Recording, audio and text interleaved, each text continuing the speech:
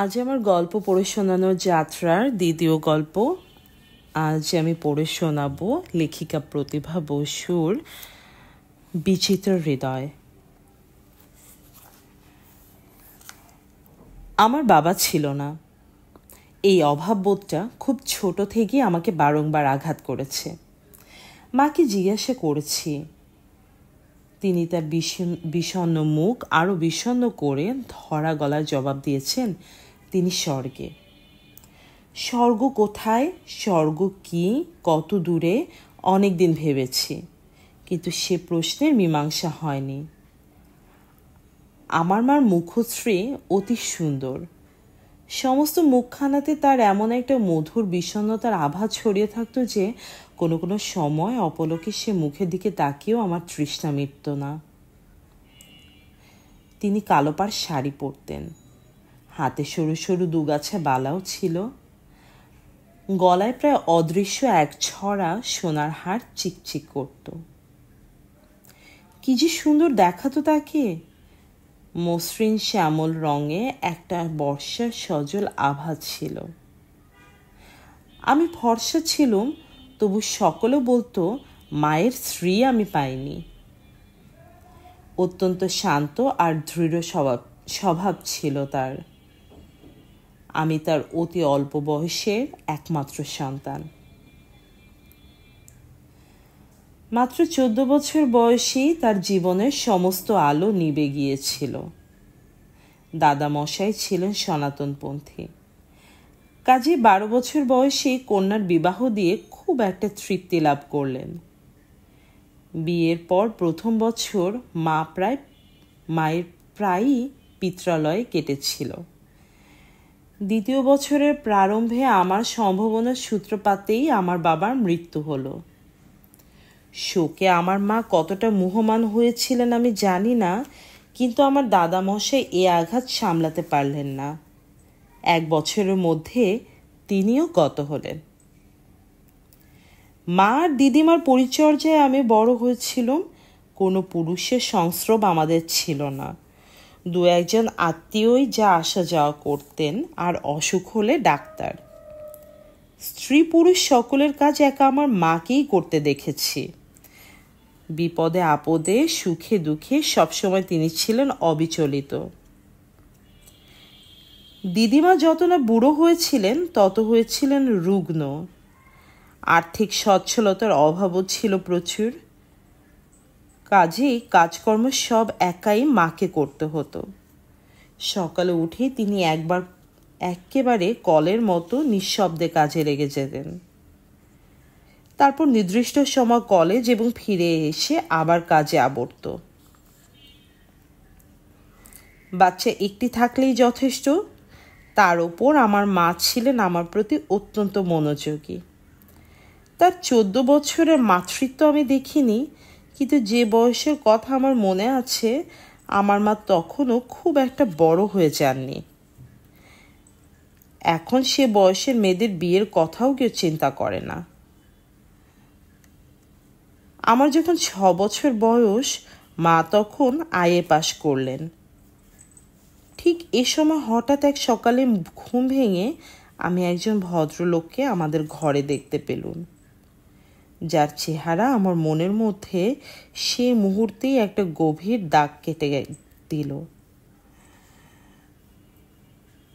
সুন্দর লম্বা চওড়া বলিষ্ঠ চেহারা, মুখের মধ্যে এমন একটা আকর্ষণ যা মানুষকে টানে। অত্যন্ত নিচু স্বরে কথা বলেন, আর এমনভাবে মাঝে মাঝে চোখ রাখেন মুখের ওপর, যেন চোখে চোখ ফেলতে কেমন একটা অস্বস্তি হয়। দিদিমার সঙ্গে কথা বলছিলেন। আমি ঘরে যেতে আমাকে হাত বাড়িয়ে কাছে টেনে নিলেন। আমি মিশুক ছিলাম না, বিশেষত কোনো পুরুষের সংস্রব বর্জিত হয়ে মানুষ হবার দরুন পুরুষ সম্বন্ধে আমার একটা অহেতুক ভয়ও ছিল। কিন্তু তবুও আমি ওই ভদ্রলোকের মৃদু আকর্ষণে একটা ভয় মিশ্রিত কৌতূহল নিয়ে কাছে গিয়ে মুখের দিকে তাকালাম। ভদ্রলোক অত্যন্ত সুন্দর করে হাসলেন। তারপর পকেট থেকে একটা লাল ফিতে বাঁধা এত বড় এক বাক্স চকলেট বার করে আমার হাতে দিলেন। নেব কি নেব না ভাবছিলাম হয়তো। এমন এক সময় 1 কাপ চা হাতে নিয়ে আমার মা ঢুকলেন ঘরে। এই প্রথম তার মাথায় কাপড় দেখলুম। কেমন একটা সলজ্জ সসংকোচ ভঙ্গিতে তিনি ভদ্রলোকের হাতে চাটা দিয়েছিলেন, সেই দৃশ্যটা আমার এখনো মনে পড়ে। দিদিমা দীর্ঘ নিঃশ্বাস ফেলে বললেন, এই আগুন বুকে নিয়ে আমি বেঁচে আছি বাবা। তার দৃষ্টি সজ্জল হয়ে উঠল। ভদ্রলোক মায়ের মুখের দিকে তাকিয়েছিলেন। একটু সময়ের জন্য বোধহয় তিনিও অন্যমনস্ক হয়ে পড়েছিলেন। দিদিমার কথায় সতর্ক হলেন। একটু চুপ করে থেকে বললেন, আমি জানতুম না আপনারা এখানে। দেশে ফিরেছে মাত্র 10 দিন। হঠাৎ পরশু আপনাদের ঠিকানা পেলুম। সুমন্ত্র আমার কতখানি ছিল তা আপনাকে বলে বোঝানো সম্ভব নয়। আমার বিলেত যাত্রার রাস্তাটা বলতে গেলে ওই সুগম করে দিয়েছিল। আমি লক্ষ্য করে দেখলাম, বলতে বলতে তিনি মায়ের মুখের দিকে তাকালেন। মার সাগ্রহ দৃষ্টি তক্ষুনি নত হয়ে গেল। হঠাৎ উঠে দাঁড়ালেন ভদ্রলোক। আমার একটু দরকার আছে, আজ আর বসবো না। নত হয়ে তিনি আমার দিদিমার পায়ের ধুলো নিলেন। মার দিকে তাকিয়ে বললেন, কখনো ভাবিনি আপনাকে এই অবস্থায় দেখব। সবই ভাগ্য। মা চুপ করে রইলেন। আমি মায়ের কাপড়ের আঁচল ধরে দাঁড়িয়েছিলাম। আমার গালে মৃদু টোকা দিয়ে বিদায় নিলেন। তাকে দেখার এই প্রথম আমার অভিজ্ঞতা। তারপর তিনি আবারও এলেন। আমার জামা কাপড়ের স্ত্রী বদলে গেল। আমার মায়ের মুখের বিষণ্ণতার পরিবর্তে ভরে থাকার একটা অদ্ভুত আভা দেখা দিল। ক্রমে ক্রমে সংসারে যেন নতুন একটা আলো অনুভব করতে লাগলাম। শেষে আস্তে আস্তে এমন হলো যে তিনি এ বাড়ির অভিভাবক হয়ে উঠলেন। মাকে আর অত পরিশ্রম করতে দেখতুম না। আমার পরিচর্যার জন্য পরিষ্কার পরিচ্ছন্ন একটা স্ত্রী লোক এলো। বাড়িতে রাঁধবার জন্য ঠাকুর এলো। বাইরের কাজ করবার জন্য চাকর রাখা হলো। প্রথমটায় দিদিমা ও মাকে প্রায়ই এ নিয়ে নানা রকম ওজোর আপত্তি আর অভিযোগ করতে শুনেছি। কিন্তু শেষ পর্যন্ত নিশ্চয়ই সে জেদ তারা আর বজায় রাখতে পারেননি। আমার মার আত্মমর্যাদা ছিল অসাধারণ, কিন্তু সেই ব্যক্তিত্বময় অসাধারণ মানুষটির হৃদয়বৃত্তির কাছে নিশ্চয়ই তিনি হার মেনেছিলেন। একখানা ছোট অস্টিন গাড়ি ছিল ভদ্রলোকের। সকালে বিকালে সেই গাড়িখানা নিজেই চালিয়ে তিনি আসতেন। সকালের দিকে তিনি সবশুদ্ধ 15 মিনিটও হয়তো থাকতেন না। কেবল একটা খোঁজ খবর নেওয়া, তার পায়ে শব্দ পেলে মার মুখে একটা আলো ছড়িয়ে পড়ত। হাতের কাজ শিথিল হয়ে উঠত। অকারণে এক কাজ থেকে আরেক কাজে নিজেকে নিবিষ্ট করার চেষ্টা করতেন। আমি চুপি চুপি কানের কাছে মুখ এনে বলতুম, সাহেব এসেছেন মা। প্রথম দিন তিনি স্যুট পরে এসেছিলেন, আর আমার মনে গেঁথে গিয়েছিল তিনি নিশ্চয়ই সাহেব। তারপর দিদিমা কত বুঝিয়েছেন, ইনি একজন খাঁটি বাঙালি, আমার বাবার বিশেষ বন্ধু। তারপরে কতবার উনি ধুতি পরে এসেছেন, কিন্তু আমার মনে সেই সাহেবের ছবি কিছুতেই মুছে যায়নি।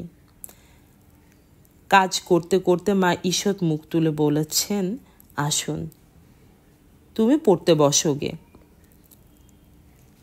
এ কথায় আমি দুঃখিত হয়ে যাই করেও ওখানে দাঁড়িয়ে থাকতুম।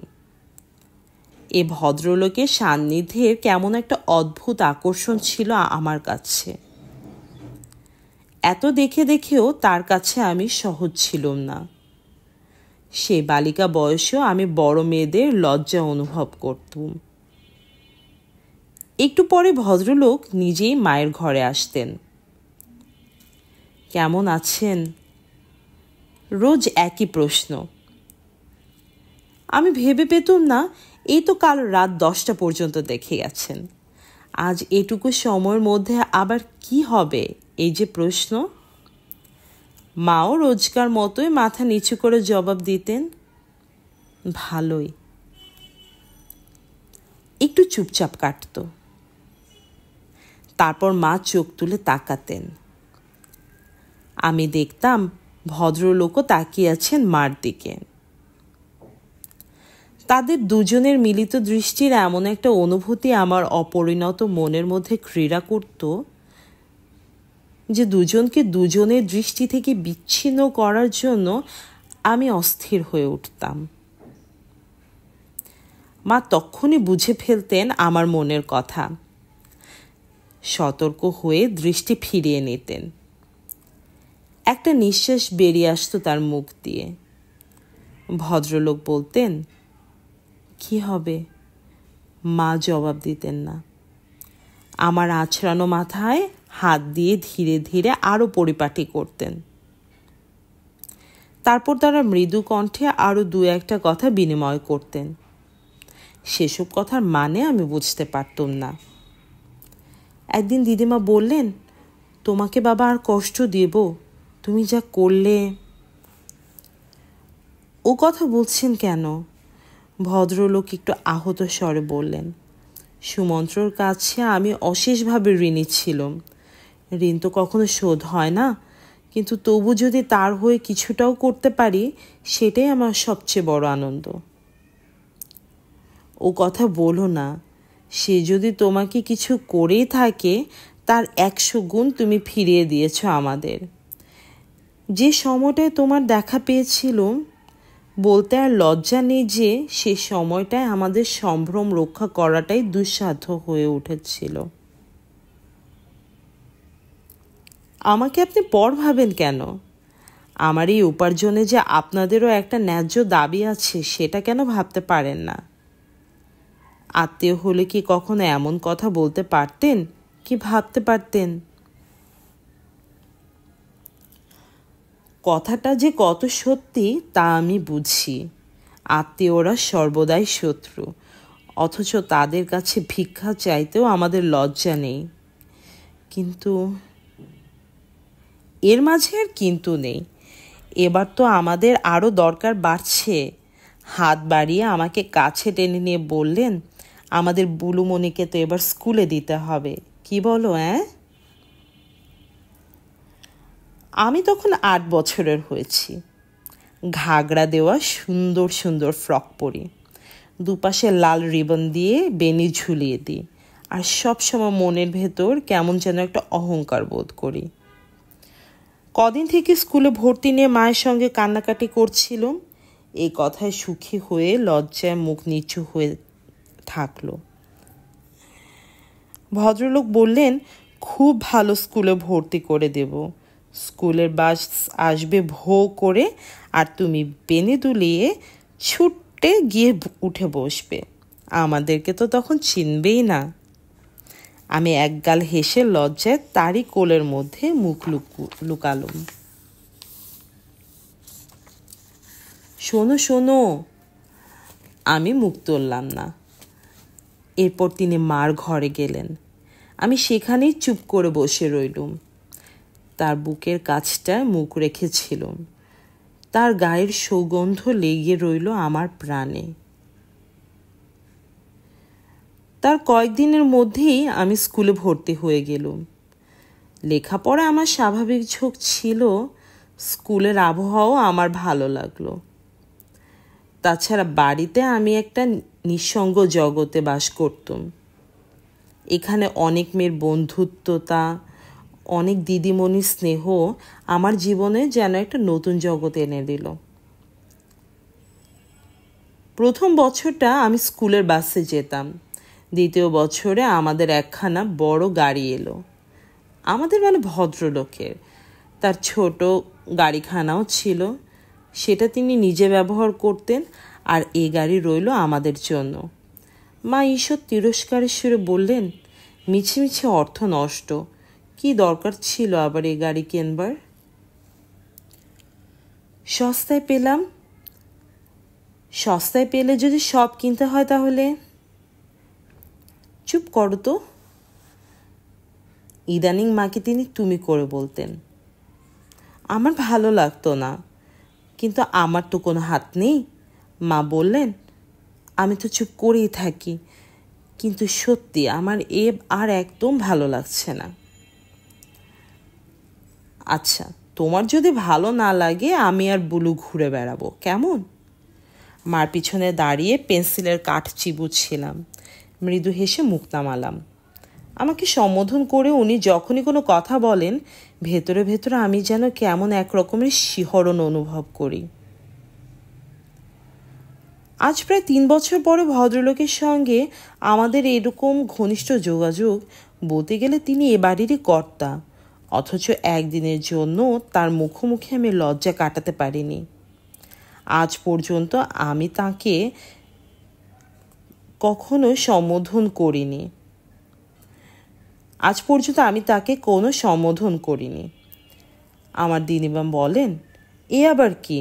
বাবার বন্ধু, তাছাড়া এমন মানুষ, কত ভালোবাসেন, কত যত্ন করেন, তার কাছে আবার লজ্জার কি আছে? কাকা বলে তো একদিনও ডাকতে শুনি না।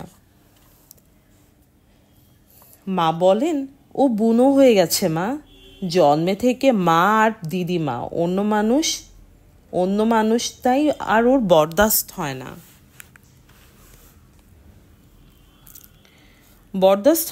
এ কথাটা নিতান্ত মিথ্যা নয়। সত্যি তিনি আমাদের এত ভালোবাসেন, এত যত্ন করেন, সংসারের সমস্ত সুখ আমাদের জন্যই আহরণ করেন তিনি। তথাপি আমি তাকে বরদাস্ত করতে পারি না। এমন নয় যে আমি তাকে ভালোবাসি না, আমি তাকে পছন্দ করি না, কিংবা তার কোনো ব্যবহারই আমার মনের প্রতিকূল হয়েছে। বিশেষ করে আজ জীবনের এইখানে দাঁড়িয়ে পরিষ্কার উপলব্ধি করছি যে আমি তাকে দেখা মাত্রই অতিরিক্ত ভালোবেসে ফেলেছিলাম। তাই তার প্রতি আমার অহেতুক একটা বিদ্বেষ ভাবও ছিল। আমার বয়সে মেয়ের প্রতি যতটা মনোযোগ দেওয়া উচিত এবং যেরকম মনোযোগ তার দেওয়া উচিত ছিল, তিনি কেবলমাত্র সেটিই কেন দিয়েছিলেন, সেটাই ছিল আমার পরম হতাশার কারণ। আমার শিশু মন যেটা বোঝেনি, আজকের অভিজ্ঞ মন দিয়ে সেটা বিশ্লেষণ করে বুঝতে পারছি, আমাকে ছাড়িয়ে পৃথিবীর অন্য কারো প্রতি তার এক তিল বেশি আসক্তিও ছিল আমার পক্ষে দুঃসহ। মাত্র ঔচিত্যের মাপে যে মনোযোগ তিনি আমাকে দিলেন, বন্ধু পত্নীর প্রতি সে মনোযোগের প্রশ্নই উঠল না। তার জন্য সারা পৃথিবী জয় করে আনতেও দ্বিধাবোধ করতেন না। আমি আমার শিশু মনের সহজাত প্রবৃত্তি দিয়ে প্রথম দিন থেকেই সেটা উপলব্ধি করে ভিতরে ভিতরে যন্ত্রণা পেতুম। হয়তো মার প্রতি আমি ঈর্ষাকাতরও হয়েছিলাম। আস্তে আস্তে আমি বড় হতে লাগলাম। আমার 17 বছর বয়স হলো। সুখে সমৃদ্ধিতে স্বাচ্ছল্যে ভরা সংসারে আমার কোনো দুঃখই ছিল না। তবু আমার ভিতরে ভিতরে কেমন একটা ভালো না লাগা বোধ অবিশ্রান্ত আমাকে কষ্ট দিচ্ছিল। একদিন পড়তে পড়তে হঠাৎ উঠে এলাম মার কাছে। মা সোয়েটার বুনছিলেন। মার নত দৃষ্টি সুন্দর মুখের দিকে তাকিয়ে একটু চুপ করে দাঁড়িয়ে রইলাম। তার মসৃণ রঙে সুগঠিত দুটি হাতের ওঠা পড়া দেখতে দেখতে তাকে আমার সমবয়সী মনে হতে লাগলো। হঠাৎ চোখ তুলে তিনি আমাকে দেখতে পেয়ে হাসি মুখ করে বললেন, কি রে? গম্ভীর মুখে জিজ্ঞাসা করলুম, কি বুনছ? তোর সাহেব কাকার জন্য একটা সোয়েটার, কিছু বলবি? কোনো ভূমিকা না করে হঠাৎ বললাম, আচ্ছা মা, এ ভদ্রলোক তো সত্যিই আমার কাকা নন, তবু কেন আমরা তারটাই ভোগ করি? মা চকিত হয়ে আমার মুখের দিকে তাকালেন। এরকম একটা প্রশ্ন যে আমার মনে উঠতে পারে তিনি যেন কল্পনাও করতে পারেননি। নিজেকে একটু সামলে নিয়ে বললেন, সত্যি কাকা বলতে কি বোঝায় তা কি তুমি জানো? বাবার বন্ধু, এই তো। কিন্তু বাবার বন্ধু বাবাও না, কাকাও না। লোকে তাকে পরই বলবে। তার গাড়িতে চড়ে স্কুলে যাই, তার টাকা দিয়ে ভালো বাড়িতে থাকি, তার দয়াতে ভালো ভালো পোশাক পরি, আত্মসম্মানে লাগে আমার। হাতের সোয়েটারটা মা যেন ঝেড়ে ফেলে দিলেন। সোজা হয়ে উঠে দাঁড়িয়ে কঠিন গলায় বললেন, ভালো যিনি বাসতে জানেন তিনিই পরমাত্মীয়। ভালোবাসাই সম্মান, ভালোবাসাই জীবন, তার চাইতে বড় কিছুই নেই। লোকে যদি বলে, লোকে কি বলে না বলে তোমাকে ভাবতে হবে না বুলু। মরিয়া হয়ে বললাম, কেন ভাবতে হবে না মা? লোক নিয়েই তো আমাদের বেঁচে থাকতে হবে। বুলু। মা একটা মর্মভেদী গলায় আমাকে সম্বোধন করে সহসা ঘর থেকে বেরিয়ে গেলেন। আমি যেন হঠাৎ একটা ধাক্কা খেয়ে উঠলাম। এত বছরের অভ্যস্ত জীবন সম্বন্ধে আমার মনে যেন এই অকারণ প্রশ্ন ধাক্কা দিচ্ছে। তাকে আমি জানি? 8 বছর বয়স থেকে যে খুব প্রতিদিন প্রতি পলে আমার মনের মধ্যে সযত্নে লালিত হয়েছে, এতদিনে তার সুস্পষ্ট উপস্থিতিতে আমার সারা অন্তর ভরে গেল। বিকেলবেলা ভদ্রলোক যখন এলেন, আমি লজ্জার সংকোচে এতটুকু হয়ে গিয়ে নিজের ঘরে লুকালাম। 6 বছর বয়স থেকে এই 16 বছর বয়সে পর্যন্ত আমি তাকে দেখেছি। তার যত্নে, তার ভালোবাসায় এই দেহ মন ভরে আছে। আর তার সম্বন্ধে আজ আমি এত বড় কথাটা উচ্চারণ করেছি ভেবে দুঃখে বুক ভরে গেল। তিনি কি আমার পর? তিনি কি আমাদের দয়া করেন? তার অর্থ কি কখনো সাহায্যের পর্যায়ে পড়ে? আমি জানলা দিয়ে তাকে উঠে আসতে দেখলাম।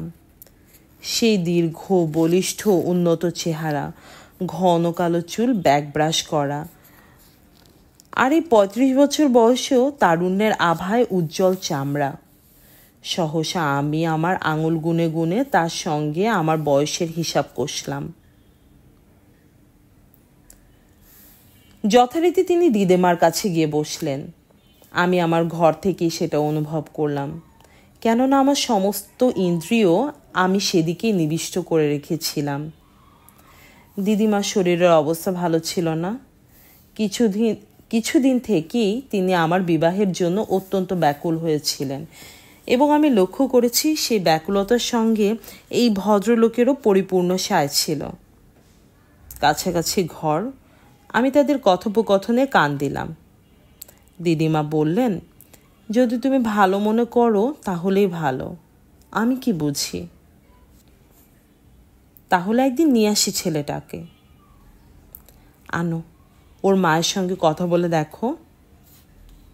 বুলুকেও যে জিজ্ঞাসা করতে হয়। বুলু? দিদিমা বোধহয় একটু হাসলেন।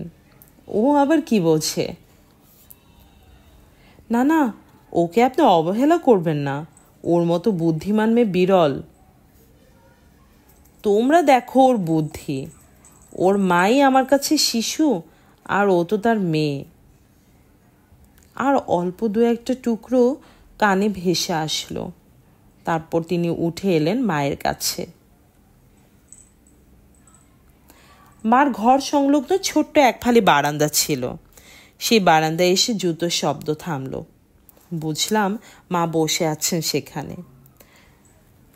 অত্যন্ত মৃদু স্বরে ভদ্রলোক কি বললেন আমি বুঝতে পারলাম না।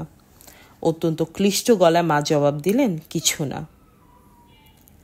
আমি অত্যন্ত নিঃশব্দে দরজা খুলে বারান্দার পাশের ঘরে এসে বসলাম। ভদ্রলোক বললেন, বুলুর বিয়ে সম্বন্ধে তোমার মতামত দাও। আমি কি বলবো? তুমি যা ভালো বোঝো তাই হবে। মার তুমি সম্বোধনে আমি আটকে উঠলাম। যে সন্দেহ আমাকে প্রতিদিন ক্ষয় করছিল, মার সংযত আচরণ প্রতি মুহূর্তে তার বিরুদ্ধে সাক্ষী দিয়েছে। এই 10 বছরের মধ্যে এমন একটি প্রমাণও পাইনি যা থেকে সেই সন্দেহকে আমি রূপ দিতে পারি।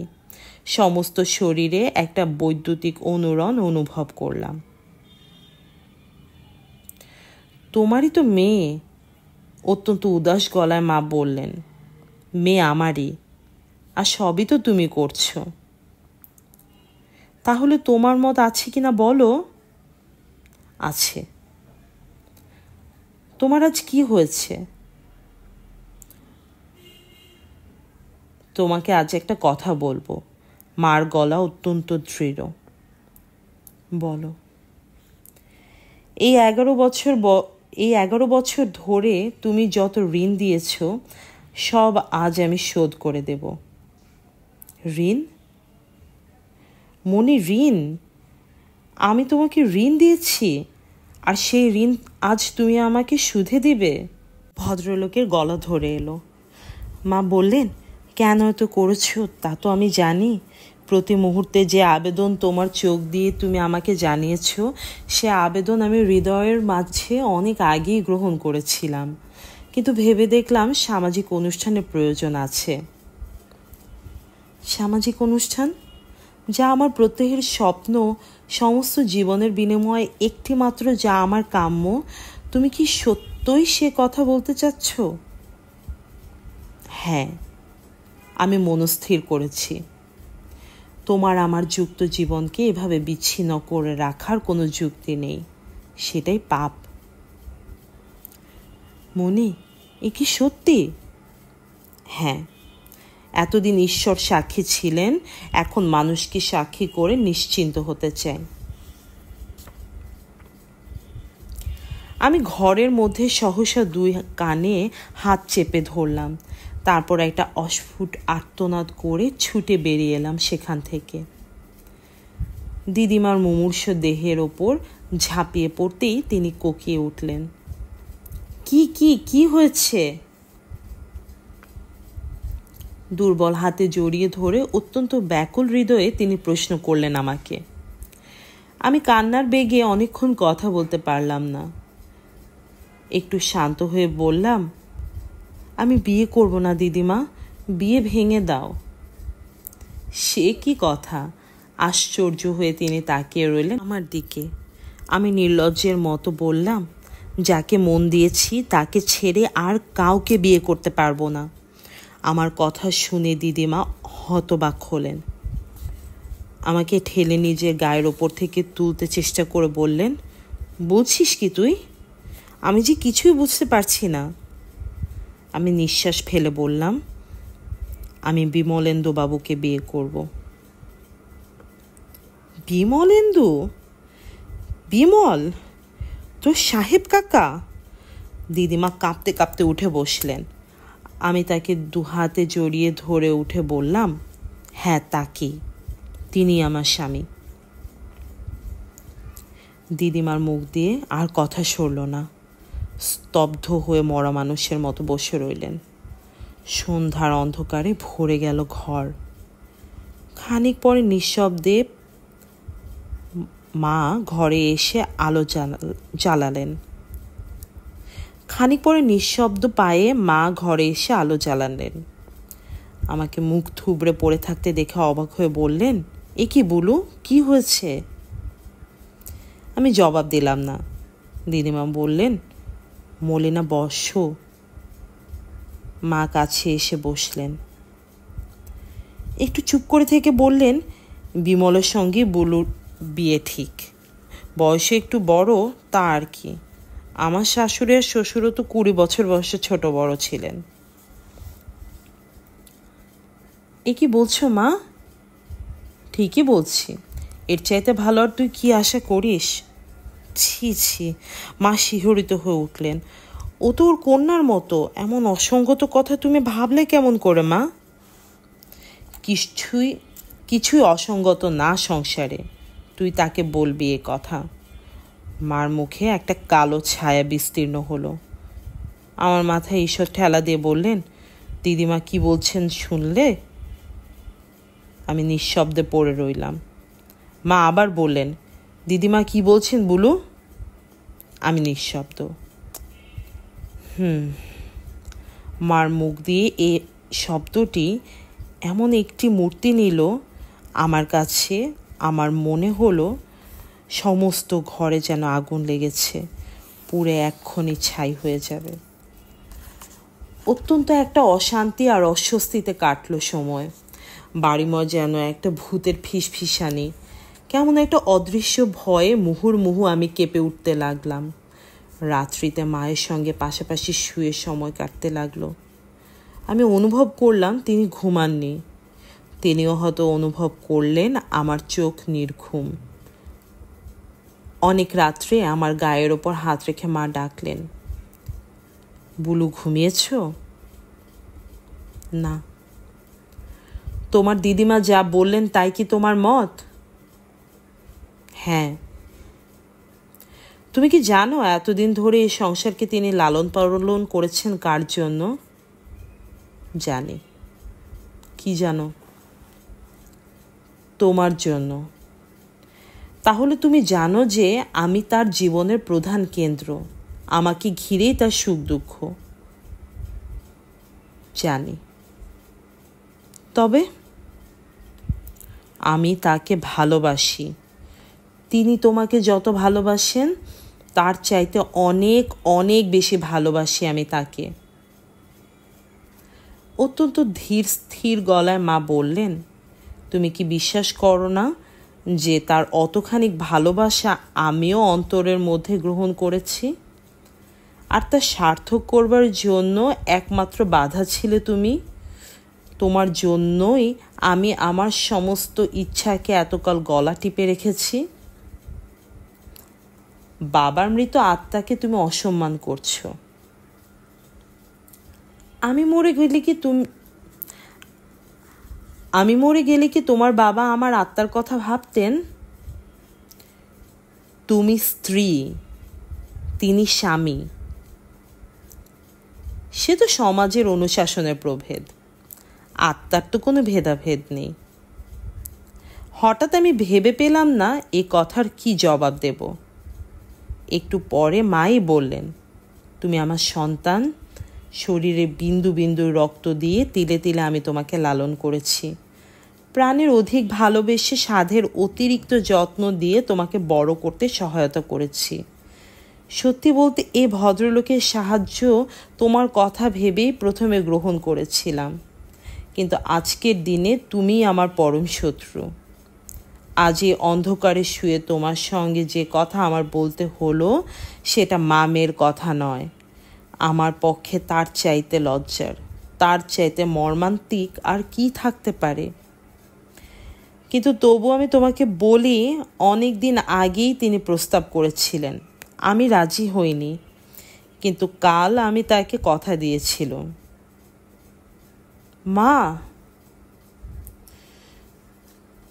মা কান্নার বেগে আমার সমস্ত শরীর উদ্বেলিত হতে লাগলো। একটু পরে মা আমাকে বুকের কাছে টেনে নিলেন। নিঃশ্বাস নিতে নিতে বললেন, অদৃষ্টির কি বিড়ম্বনা। পরের দিন সকালে ঘুম ভেঙেও বিছানায় পড়েছিলাম। মা কখন উঠে গেছেন জানি না। জানলা দিয়ে এক ফালি রোদ এসে পড়েছিল বিছানায়। বুঝলাম বেলা হয়েছে। সহসা ওই ভদ্রলোকের গলা শুনে ধর্মর করে উঠে গেলাম। দ্রুত পায়ে তিনি ঘরে ঢুকলেন। আমাকে তখনও বিছানায় দেখে অবাক হয়ে বললেন, ওমা, এখনো ঘুমোচ্ছ? ওঠো ওঠো, মা কই, শিগগির একবার বসবার ঘরে এসো। চোখ তুলতে পারলাম না সংকোচে। ততক্ষণে তিনি ব্যস্ত হয়ে অদৃশ্য হলেন। দেয়ালে ঠেকানো তক্তপোষে হেলান দিয়ে বসে রইলাম কিছুক্ষণ। হাত পা কেমন যেন শিথিল হয়ে এলো। খানিকক্ষণ পর মা এলেন ঘরে। সেই কালোপাড় শাড়ি, মাথায় ঈষৎ আঁচল তোলা, সরু হাড় গলায় চিকচিক করছে, সেই রকম শান্ত গম্ভীর মুখশ্রী। এতদিনের দেখা মাকে আবার দেখলুম। মাথার কাছে আধো ভেজানো জানলা খুলে দিয়ে বললেন, ওঠো, কত বেলা হলো। একটু থেমে, কাল বিমলবাবু বলেছিলেন একটা ছেলেকে নিয়ে আসবেন, তিনি এসেছেন, তোমার সঙ্গে দেখা করবেন।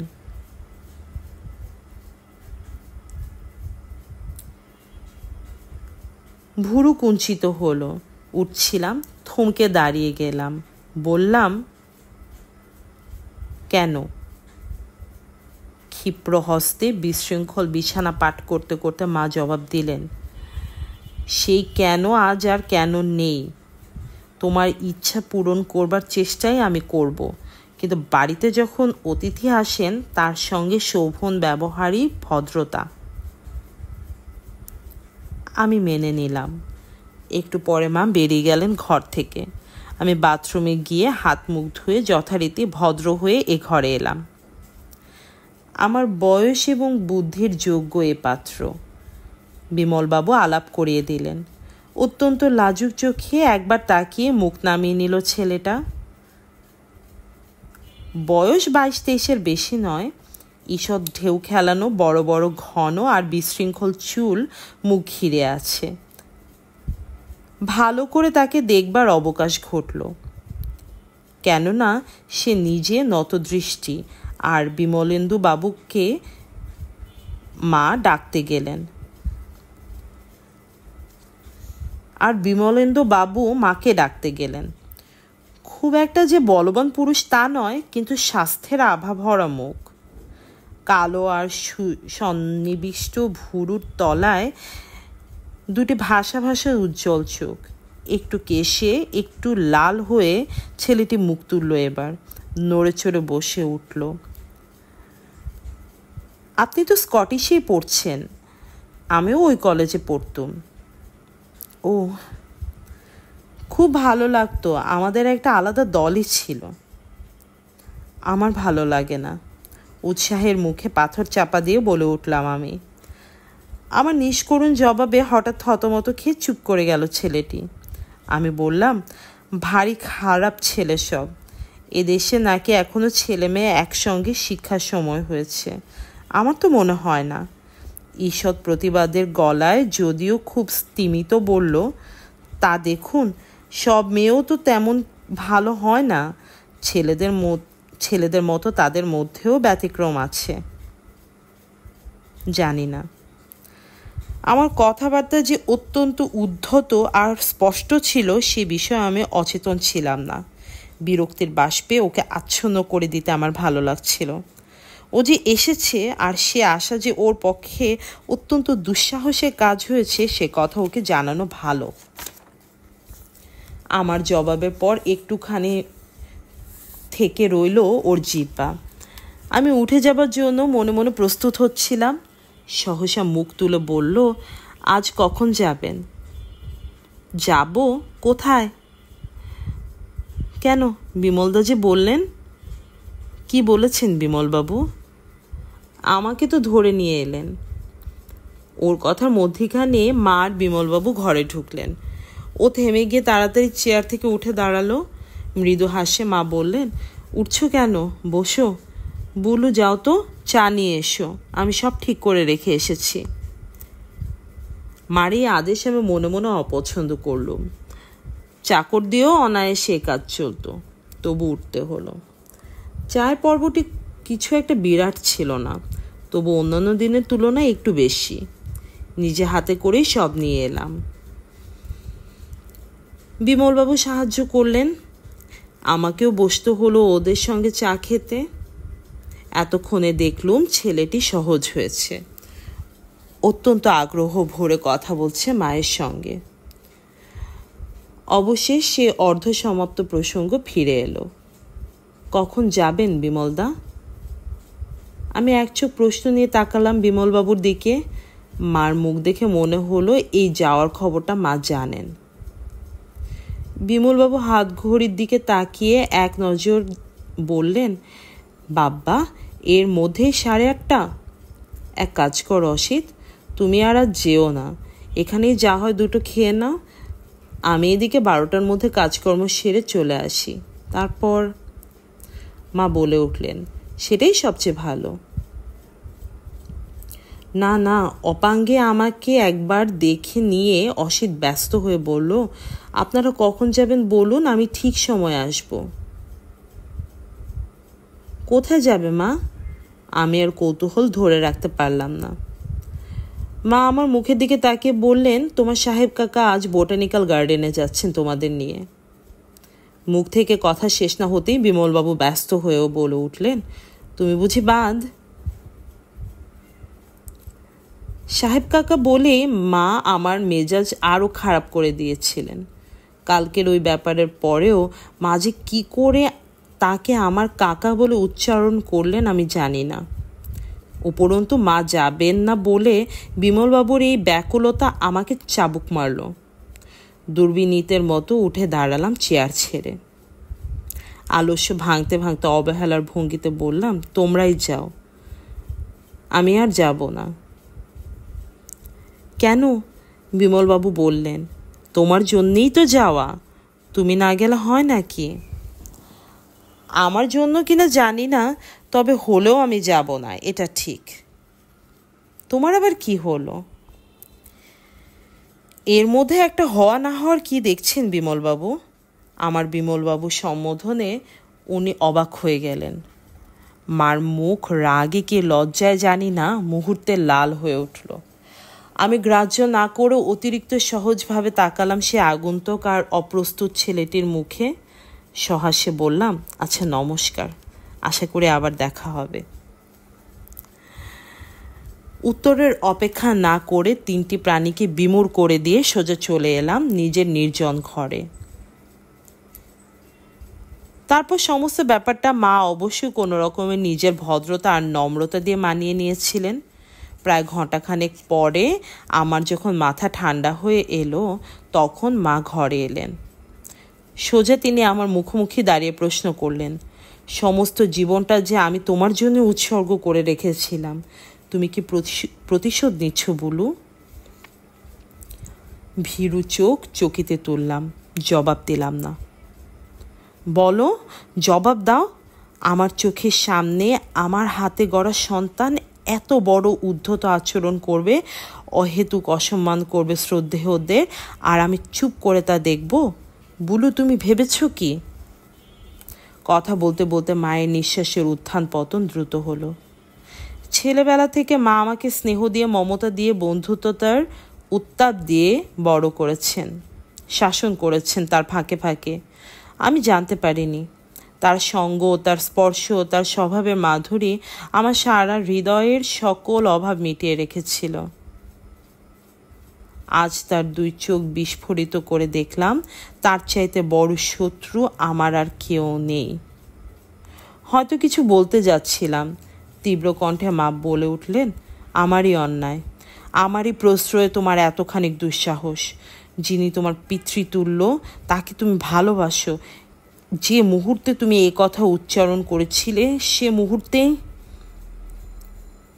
আমার ধৈর্যচ্যুত ঘটল। মুখে মুখে বলে উঠলাম, কেন, কিসের জন্য? কেন তুমি তাকে আমার কাকা বলে সম্বোধন করলে একটু আগে? তুমি তাকে যাই ভাবো, তিনি তোমার পক্ষে তাছাড়া অন্য কিছু হতে পারেন না। অসভ্যের মতো বললাম, স্বামীর বন্ধু হয়ে তিনি তোমার পক্ষে অন্য হতে পারলে আমার পক্ষেও হতে পারেন।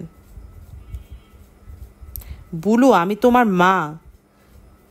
সহসা মার গলা যেন কান্নার আবেগে বুঝে গেল। আমি নিবৃত হতে পারলাম না। অনেক দিনের অনেক ক্লেদাক্ত ঈর্ষা মনের মধ্যে লালন করেছি এতদিন ধরে, আজ তা কথার রেখায় মূর্তি নিল।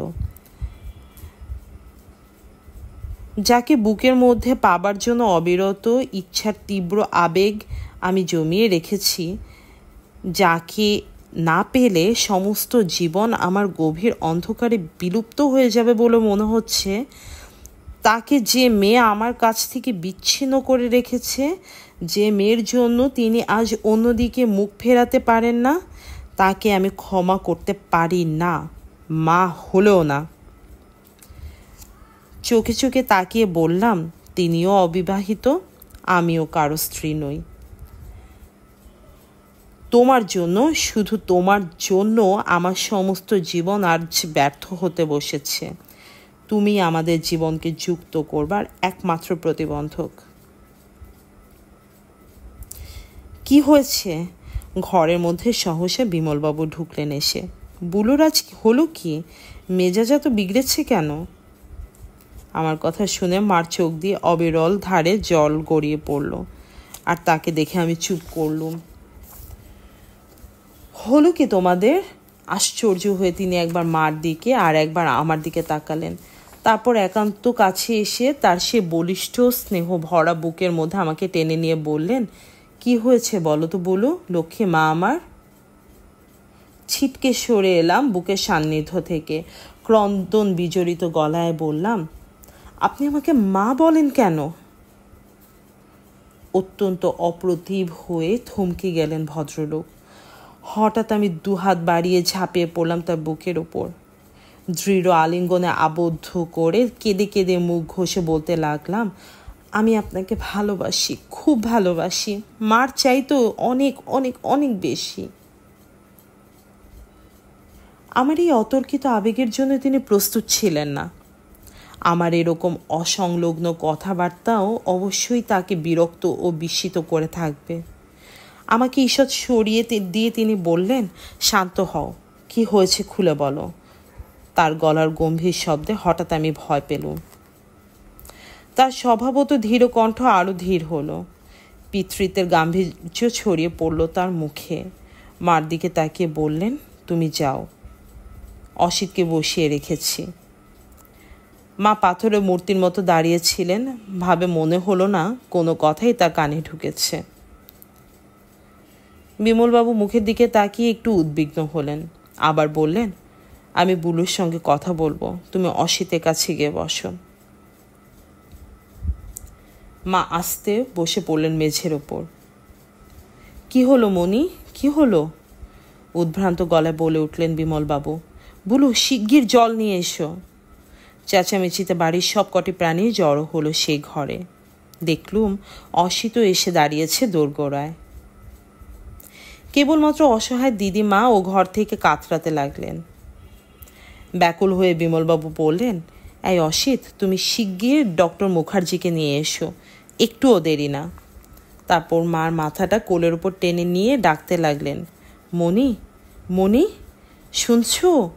এই শোনো। তার গলার সুরে কি যেন ছিল, সে কথা আমি কেমন করে বোঝাবো? হয়তো ভালোবাসার অতস্পর্শী সম্মোহন ছিল তার কণ্ঠে। আমি মুগ্ধ বিস্ময়ে তাকিয়ে রইলাম তার মুখের দিকে। বিশেষ কিছু না, একটুখানি সময়ের জন্য হয়তো মায়ের চৈতন্য লুপ্ত হয়েছিল। খানিক্ষণ পরে তিনি চোখ খুললেন, ডান হাতটি একটু নেড়ে ক্লান্ত গলায় ডাকলেন, বুলু, আয়।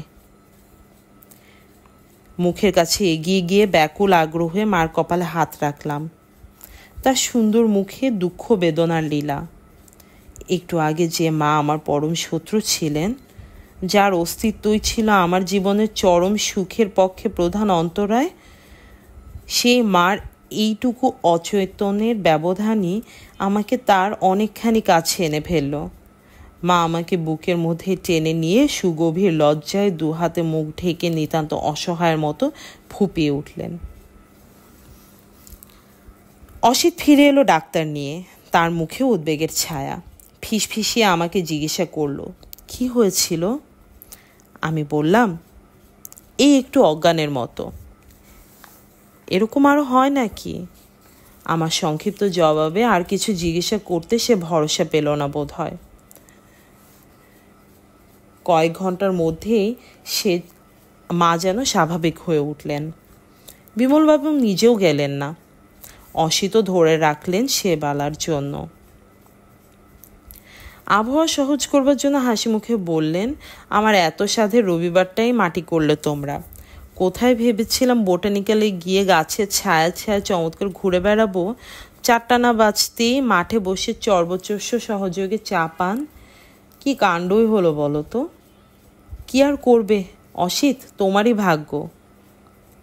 বুলু, অসিতকে ভালো করে বলো, ও কিছুতেই থাকতে চাইছে না। আমি জোর করে ধরে রেখেছিলাম। আমি যাই বিমলদা, আমার আজ। মা বললেন, বসো। তার উচ্চারণের ভঙ্গিতে অপরিমিত স্নেহ আর আদেশ ছিল। তিনি যেন মা আর অসিত তার ছেলে। অসিত বাধ্য ছেলের মতো বসল, আর কথা বলল না। আমি উঠে গেলাম সেখান থেকে। বিমলবাবু গুরুজনের মতো বললেন, যাও, মার খাবার ঠিক করো গে। এবেলা বিমলবাবু মাকে উঠতে দিলেন না, কিন্তু বিকালে তিনি আবার ওঠা হাঁটা করতে লাগলেন, কাজকর্ম করলেন। আর সুস্থ মায়ের দিকে তাকিয়ে আবার সে লজ্জা আর বিরোধ ফিরে এলো আমার হৃদয়ের মধ্যে। দুদিন আমি প্রায় নিজেকে লুকিয়েই রাখলুম। বিমলবাবু যথারীতি এলেন, অসিত পরের দিন খবর নিতে এলো। আমার সঙ্গে দেখা হলো না কারোরই। আত্মগোপন করা ছাড়া আমার আর কি উপায় ছিল? মুশকিল হতো রাত্রিরে। নিঃশব্দে মার পাশে গিয়ে শুতুম, কিন্তু গায়ে গা ঠেকিয়ে শুতেও কত বড় ব্যবধান শুয়েও কত বড় যে ব্যবধান থাকতে পারে দুজন প্রাণীর মধ্যে, আমার মা মেয়ে তা প্রতি পলে অনুভব করতাম। বলি বলি করে মাও কথা বলতে পারতেন না, আমিও পারতাম না। দুর্লঙ্ঘ এক দেয়াল হয়ে উঠত দুজনের মধ্যে। তৃতীয় দিন ভোর রাত্রে হঠাৎই আমার ঘুম ভেঙে গেল। জেগে দেখলুম গুনগুনিয়ে মা কাঁদছেন। আমি তো তাকে কাঁদতে দেখিনি কোনোদিন। বুকটা ধড়াস করে উঠল। অন্ধকারে হাত বাড়ালাম তার দিকে, ডাকলাম, মা। মুহূর্তে মার গুনগুনানি বন্ধ হয়ে গেল। একটা কাতরোক্তি করে তিনি পাশ ফিরলেন। উদ্বিগ্ন হয়ে বললাম, কি হয়েছে? একটু জল দাও। তাড়াতাড়ি উঠে বসে তার গায়ে হাত দিয়ে চমকে উঠলাম। তীব্র উত্তাপে গা পুড়ে যাচ্ছে। আমার হাত পা ঠান্ডা হয়ে এলো। তাড়াতাড়ি উঠে আলো জ্বালালাম, জল দিলাম। তারপর দৌড়ে গিয়ে ভৃত্যের ঘুম ভাঙিয়ে বিমলবাবুকে ডাকতে পাঠালাম। হয়তো তখনও ট্রাম চলতে শুরু করেনি, হয়তো অনেকক্ষণ অপেক্ষায় তাকে দাঁড়িয়ে থাকতে হবে। তবু সে অন্ধকারেই আমি তাকে রওনা করিয়ে মার কাছে ফিরে এসে বসলাম।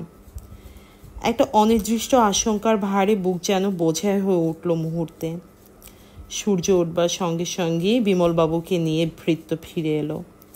লাল দুই চোখ মেলে মা তাকিয়ে রইলেন তার দিকে। কপালের উপর হাত রেখে তিনি ভুরু কুঁচকালেন। দুবার মাথায় হাত বুলিয়ে ঘর থেকে বেরিয়ে যেতে যেতে বললেন, তুমি কাছে থাকো, ডাক্তার নিয়ে আসি। ডাক্তার এসেছিল। তার চাইতেও বড় ডাক্তার এসেছিল দুদিন পর। আর তারও 5 দিন পর কলকাতা শহরের সমস্ত প্রসিদ্ধ ডাক্তারদের দিকে মুখ ফিরিয়ে মা সমস্ত সুখ দুঃখের অতীত হলেন। মৃত মুখ দিদিমার বুক ফাটা আর্তনাদে সমস্ত পৃথিবী ভরে গেল। শুষ্ক চোখে বসে বসে দেখলুম বিমলবাবু নিজ হাতে সাজিয়ে দিচ্ছেন মাকে। বহুমূল্য বেনারসিতে শোভিত করলেন তার মৃতদেহ। ফুলের গহনা দিয়ে মুড়ে দিলেন আপাদমস্তক। তারপর রাশি রাশি সিঁদুরে শোভিত করলেন তার ললাটার মাথা। তার এই পাগলামি দেখে কে কি ভেবেছিল জানি না, আমি নিজেও কি যে ভেবেছিলাম তাও জানি না। বুকের মধ্যে একটা চাপ আর দম আটকানো গুমরানি অনুভব করলাম অত্যন্ত তীব্রভাবে। আস্তে এগিয়ে গিয়ে মার নরম বুকের ওপর মাথা রাখলাম। ধীরে ধীরে আমার সমস্ত চৈন্য আচ্ছন্ন হয়ে গেল। তবু দিন কাটল। একটা দণ্ড যার অস্তিত্ব না থাকলে এই ছোট্ট সংসার আবর্তিত হয়ে উঠত, সে মানুষের অভাবেও এ বাড়িতে সূর্যোদয় সূর্যাস্ত তাদের আলো ছায়া ফেলল। কদিন পরে বিমলবাবু আবার আপিস যেতে লাগলেন। আপাদমস্তক সাদা কাপড়ে মোড়া দিদিমাও মুখের ঢাকা খুললেন। আমি আবার প্রাণপণ শক্তিতে উঠে দাঁড়ালাম। সকল কর্তব্যই সকলে নড়ে চড়ে করতে লাগলাম। কেবলমাত্র প্রাণশক্তির চাবিকাঠিটি নিয়ে মার ফিরে এলেন না সেই সংসারে। মার অসুখ থেকে শুরু করে আমাদের এই অবর্ণনীয় দিনের দুঃখময় জীবনের সঙ্গে অসিত এ কদিন জড়িত ছিল। প্রথমটাই বিমলবাবু অত্যন্ত বেশি রকম উদ্ভ্রান্ত হয়ে পড়েছিলেন। বলতে গেলে এ বাড়ির সবকটি প্রাণী আমরা এমন একটা অবস্থায় ছিলাম যে অসিত না থাকলে কিছুতেই যেন চলতো না। বিধাতার আশীর্বাদের মতোই সকলের সেবার ভার নিয়ে সে মুখ গুজে পড়েছিল এখানে। কিন্তু বিদায় নেবার সময় যখন হলো তার, সবাই যেন। মাস দুয়েক পরে কোনো একদিন চুপ করে শুয়েছিলাম ঘরে। সন্ধ্যার আবছা আলোয় ঘর ভরে গিয়েছিল। দরজার কাছে পায়ের শব্দ শুনে চঞ্চল হয়ে উঠলাম। বুঝলাম বিমলবাবু এসেছেন। মৃদু গলায় উনি আমার নাম ধরে ডাকতেই আমি তাকে আসতে বলে উঠে বসলাম। আলো জ্বেলে দিলাম ঘরের। চায়ের জোগাড়ে যাচ্ছিলাম, উনি বললেন, এখনো শুয়েছিলে? এমনি। এবারে আর ভালো লাগে না, না? বলতে গিয়ে চোখ ছলছল করে উঠল। আমি মুখ নিচু করলাম। একটু চুপ করে থেকে আবার বললেন, বসো। আমি এখন চা খাবো না, তোমার সঙ্গে কথা আছে। সে কি কথা তা আমি বুঝলাম। কদিন থেকে উনি কি যেন বলতে চান আমাকে। বারংবার বলবার জন্য মুখ খুলেও থেমে যান। কিন্তু অসুখী বোধ করলেও প্রস্তুত হয়ে বললাম, বলুন। এটুকুও ভূমিকা করলেন না তিনিও সেদিন প্রস্তুত হয়েছিলেন হয়তো। ধীর গম্ভীর গলায় স্বভাবোচিত নিচু স্বরে বললেন, অসিতকে কি বলবো? আমাকে জিজ্ঞাসা করছেন কেন? তোমার মত না নিয়ে তো হতে পারে না। তার চোখের ওপর দৃষ্টি নিবদ্ধ রেখে বললাম, কি হতে পারে না? একটু পলক পড়ল তার। কেবল কেমন একটা কঠিনতা ছড়িয়ে পড়ল সারা মুখে। বললেন, বিয়ে। বিয়ে? হ্যাঁ বলু, তোমার বিয়ের কথাই বলছি আমি। তোমার কোনো ব্যবস্থা করতে না পারা পর্যন্ত আমার শান্তি নেই। আমার একটু শান্তি চাই। কথা শুনে আহত হলাম। নিজেকে সংযত রেখে যথাসম্ভব স্বাভাবিক গলায় বললাম, আপনাকে তো সবই বলেছি, সবই তো জানেন। জানি। তবে সে তোমার ভুল বলু, সে তোমার শিশু মনের একটা খেলা। জানি না খেলা কি না, আমাকে অবকাশ দিন ভুল ভাঙবার। শোনো। তার গলার স্বরে অদ্ভুত কান্নার শব্দ পেলাম। চকিত হয়ে চোখ খুলতেই তিনি আমার মাথার উপর হাত রেখে বললেন, তুমি তো জানো তোমার মা ছাড়া এই পৃথিবীতে আমার কাছে এমন কোনো মেয়ে ছিল না যার প্রতি ক্ষণিকের জন্য আমার মন বিভ্রান্ত হতে পারে। ও যে আমার কি ছিল, ও যে আমাকে কতখানি ভরে দিয়েছিল শুধু ওর অস্তিত্ব দিয়ে, তা আমি তোমাকে কেমন করে বোঝাবো? তোমাকে এইটুকু থেকে ভালোবেসে বড় করেছি। আমার স্নেহে এতটুক খাদ ছিল না। তোমার প্রতি আমার অপরিসীম আকর্ষণ, অপরিসীম মমতা সুমন্ত্র বেঁচে থাকলে আমার চাইতে বেশি ভালোবাসতে পারতো কিনা জানি না। সে তুমি। আমি দুহাতে মুখ ঢেকে পড়লাম, জানি। শান্ত হও। শোনো, তোমার মৃত মায়ের আত্মার কথা চিন্তা করো। কান্না ভরা গলায় বললাম, তিনিই তো আপনাকে লিখে গেছেন। আমার সুখই তো তার সুখ, তার কোনো আলাদা সুখ নেই। একটা দীর্ঘ নিঃশ্বাস ফেললেন তিনি। ব্যথিত গলায় বললেন, এই তোমার শেষ কথা? এই শেষ বিমলবাবু, এই শেষ। আমি নিচু হয়ে তার পায়ে মাথা রাখলাম। একটু বসে রইলেন চুপ করে। তারপর হাত বুলালেন মাথায়। তারপর নিঃশব্দ উঠে গেলেন সেখান থেকে। আমি সে পরিত্যক্ত জায়গায় মাথা কুটে ব্যাকুল হয়ে কাঁদতে লাগলাম। অসিত এলো ঘণ্টাখানেক পর। ভৃত্য এসে খবর দিতেই সংযত হয়ে উঠে বসলাম। আমার মুখ চোখ দেখে ও যেন আঘাত পেল। একটু তাকিয়ে রইল আমার দিকে। চোখের এই দৃষ্টি আমার অপরিচিত নয়। বুকটা কেঁপে উঠল। বললাম, বসুন। আপনি আজ বড্ড বিচলিত রয়েছেন। না। কিন্তু কি করবেন? চুপ করে রইলাম। একটু দ্বিধা করে বলল, আমার তো চলে যাবার সময় হলো।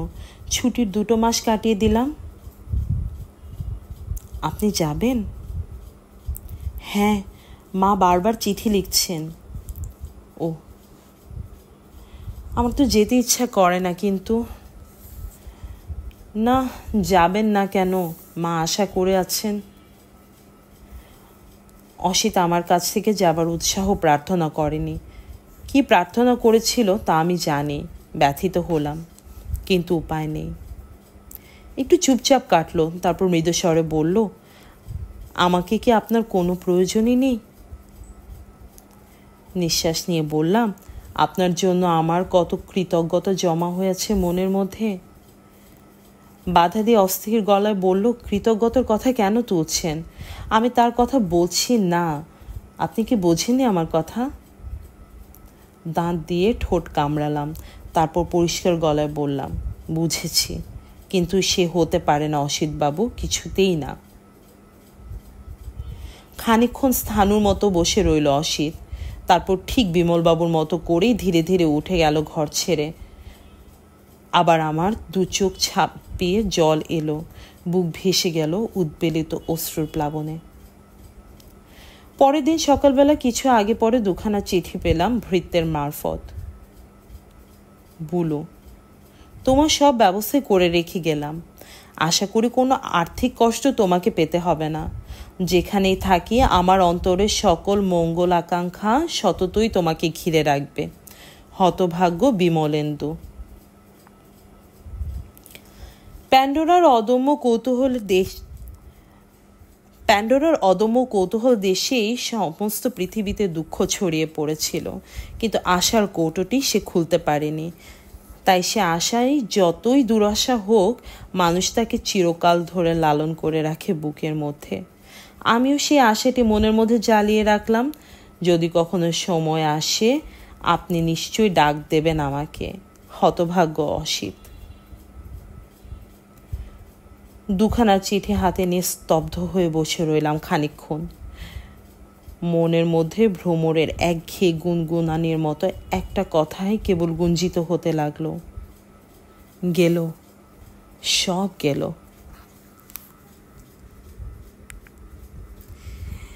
এই ছিল আমার গল্প বলার এই যাত্রার দ্বিতীয় গল্প পড়া। আশা করি ভালো লেগেছে, কারণ গল্পটা আমার অসম্ভব প্রিয়। এই গল্পটা পড়ার মাধ্যমেই আমি প্রতিভা বসুর ভক্ত হয়ে গিয়েছিলাম। তার লেখা সমস্ত বই আমি সংগ্রহ করা শুরু করেছিলাম। প্রিয় গল্পের কথা বলতে পারা এটাও একটা সৌভাগ্য। অনেকে আমাকে শুনছেন, তার জন্য আমি অসংখ্য ধন্যবাদ জানাই। যারা আমার জন্য সুন্দর সুন্দর কিছু মন্তব্য রেখে গেছেন, আমাকে ইনবক্সে জানাচ্ছেন নিজেদের ফরমায়েশের কথা, পরবর্তীতে কোন গল্পটা শুনতে চান আমার কণ্ঠে, সব কিছু জেনে সব কিছু দেখে আমি অনেক খুশি। তো আজকের মতো ইতি টানছি। ভালো থাকবেন।